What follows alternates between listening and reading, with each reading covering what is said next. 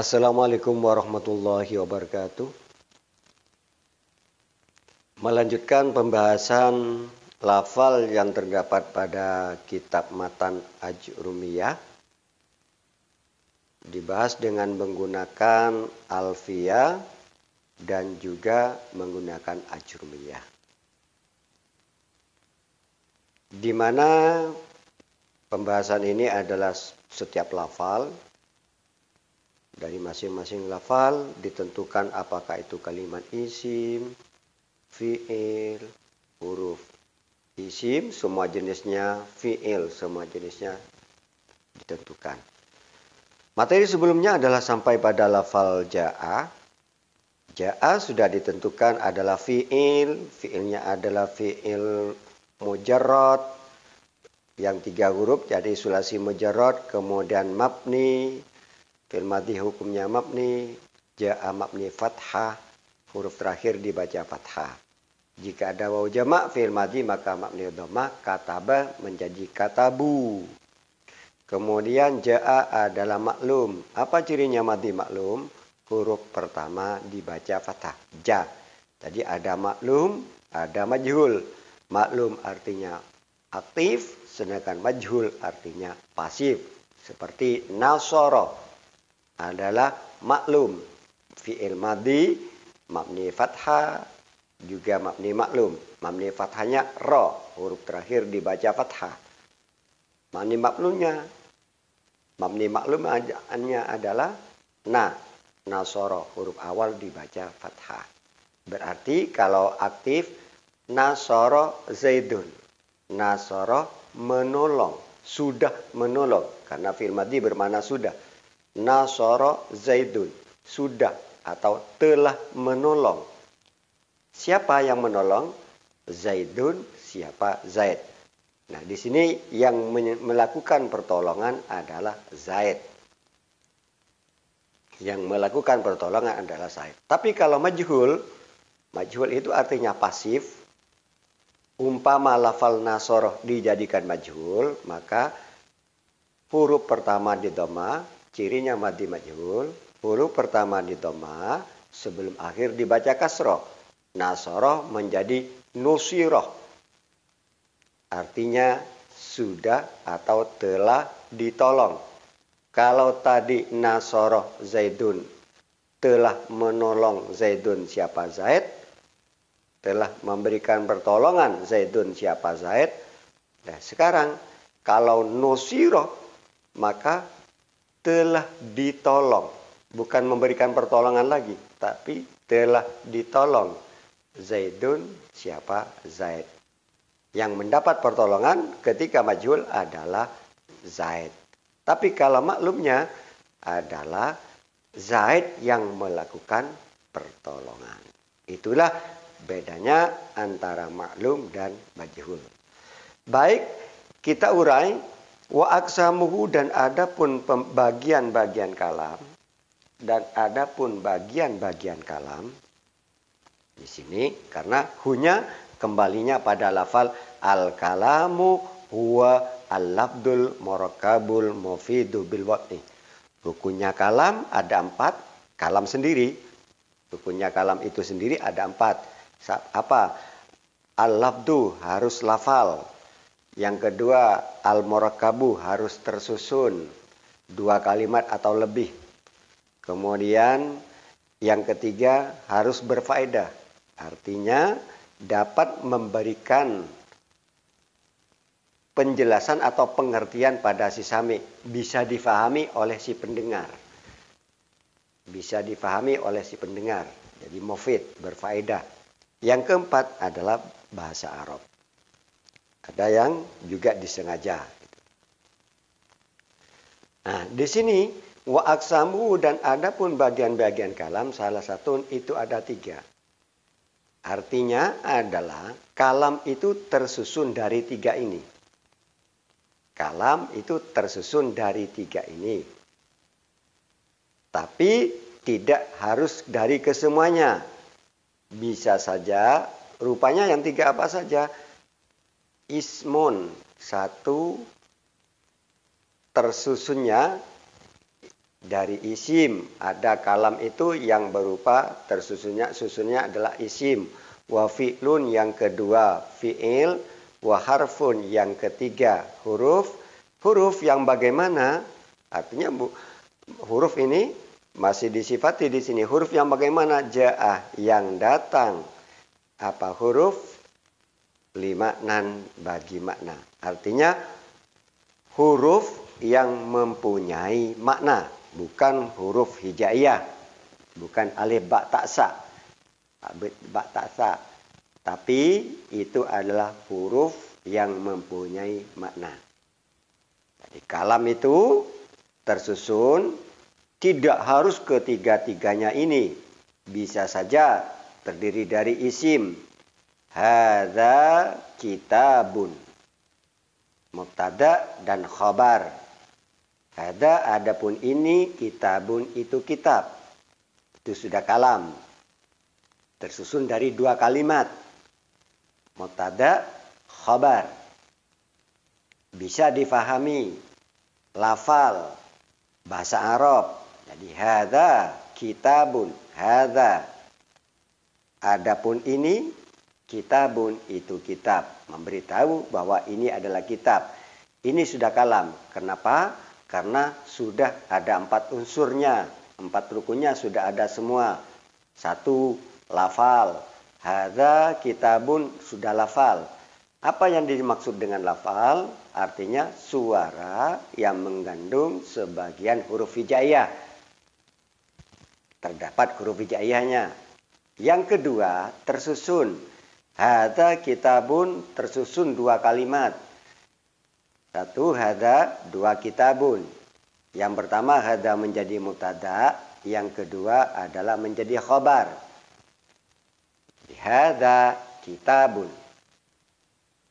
Yang ketiga adalah memberikan faedah. Bisa difahami, bisa dimengerti oleh si pendengar. Si pendengar faham hadza kitabun, ini adalah kitab. Faham bahwa itu yang dimaksud itu adalah kitab. Ini itu kitab. Adapun ini kitabun itu kitab. Nah kemudian atau dari fi'il yang keempat, rukun yang keempat berbahasa Arab. Jadi hadza kitabun bahasa Arab. Ada kalam yang hanya susunnya fi'il dan fa'il. Kalau tadi isim, sekarang yang fi'il fa'il. Qala berkata, siapa? Zaidun, siapa? Zaid. Jadi di sini adalah susunnya qala fi'il, Zaidun fa'il. Jadi ada 2 susunan sudah. Jadi minimal 2 susunan. Qala fi'il Zaidun fa'il. Berkata Zaidun siapa? Zaid. Telah berkata siapa Zaidun? Zaid. Maka sudah bisa dipahami bahwa yang berkata itu adalah Zaid. Wa harfun. Kalam juga tersusun dari huruf. Namun kalau huruf tidak bisa hanya huruf saja.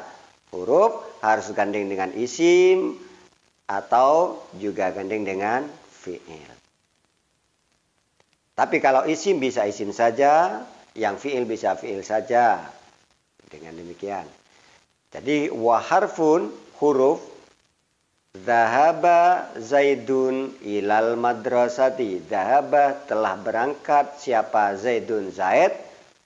Zaid telah berangkat. Kemana? Ilal madrasati, menuju ke sekolah. Baik, kita teruskan di sini. Lanjutkan pembahasannya per lafal. Ja'a adalah sebagaimana materi sebelumnya adalah fi'il. Mestinya setelah fi'il ada fa'il. Kalau ja adalah fi'il, maka setelah fi'il ada fa'il. Ketika berbicara fa'il, maka fa'il itu dibayangi pertanyaan apa jika benda atau siapa apabila berakal. Seperti qala Zaidun. Qala berkata, siapa?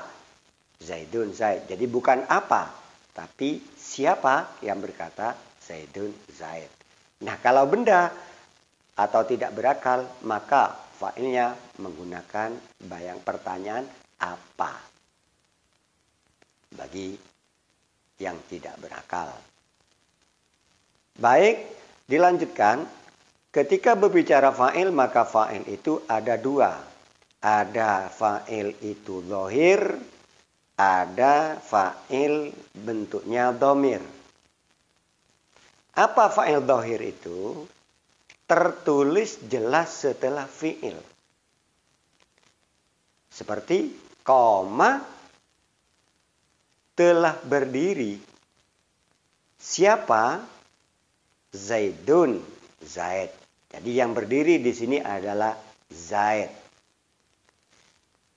Ini namanya fa'il dhohir. Fa'ilnya tertulis jelas setelahnya fi'il. Ada fa'il dhamir. Apa yang dinamakan fa'il dhamir atau yang disebut fa'il dhamir? Adalah fa'il atau pelaku tersimpan. Pelakunya tersimpan atau fa'ilnya tersimpan. Contoh, Zaidun. Adapun Zaid, yadhabu, itu akan berangkat. Mestinya ada pertanyaan, itu akan berangkat. Siapa? Zaidun. Jadi di sini siapa? Zaidun. Siapa huwa? Zaidun, adapun Zaid, yadhabu, itu akan berangkat, akan pergi. Siapa? Zaid. Nah, di sini namanya fa'il yang di sini ini adalah fa'il dhamir. Yadhabu berdhamir huwa, di mana huwa kembalinya atau sebagai ganti daripada Zaid di sini. Jadi, kalau fa'il dhohir, kalau fa'il dhamir pelakunya atau fa'ilnya itu berada sebelumnya fi'ilnya. Sekali lagi, kalau fa'il dhamir, fa'ilnya itu berada sebelum fi'ilnya. Di mana yadhabu adalah fi'il, fa'ilnya adalah Zaidun. Yang mempunyai atau yang akan berangkat atau yang mempunyai pekerjaan, pelakunya itu berada sebelumnya fi'il. Akan tetapi kalau dhohir, itu fa'ilnya berada setelah fi'ilnya. Koma fi'il, Zaidun adalah fa'il. Maka ini disebut dengan fa'il dhohir. Tertulis jelas setelahnya fi'il. Itu bedanya. Zaidun adapun Zaid, yadhabu itu sudah berangkat. Siapa? Huwa. Huwa siapa? Dhamir huwa kembali pada lafal Zaidun. Karena huwa itu adalah digunakan untuk mufrad mudzakkar. Berangkat kemana Zaid? Ilal madrasati, berangkat ke sekolah. Ini adalah kalam. Ada isim, ada fi'il, ada huruf. Tidak harus kalam itu bentuknya harus ada semuanya. Isim, fi'il, huruf. Tidak harus. Bisa isim saja, bisa fi'il saja, sebagaimana qama Zaidun. Kembali di sini, ja'a ini sebetulnya adalah fi'il tadi. Setelah fi'il ada fa'il. Nah, dengan demikian kita tentukan di sini ja'a, fa'ilnya berupa apa? Kalau tadi yadhabu berupa huwa, maka ja'a di sini fa'ilnya berupa dhamir, yaitu huwa, yang kembalinya pada huruf. Jadi ja'a adalah fi'il, setelah fi'il ada fa'il. Fa'ilnya mana ja'a? Adalah dhamir. Kenapa? Karena fa'ilnya berada sebelum fi'il. Ja'a fi'il, harfun fa'ilnya. Jadi maka ketika menggunakan fa'il, maka fa'ilnya menggunakan dhamir. Berdhamir apa ja'a? Huwa, yaitu kembali pada mana atau sebagai ganti apa? Huwa, huruf. Bisa langsung pada ja'a yang datang apa? Huruf, atau ja'a yang datang apa? Huwa. Huwa apa? Adalah huruf. Itulah pembagian-pembagian daripada fa'il. Atas kesalahan dan kekurangan mohon kritik dan sarannya agar tidak menyesatkan pada yang lain. Saya ucapkan terima kasih. Wallahu a'lam bishawab. Assalamualaikum warahmatullahi wabarakatuh.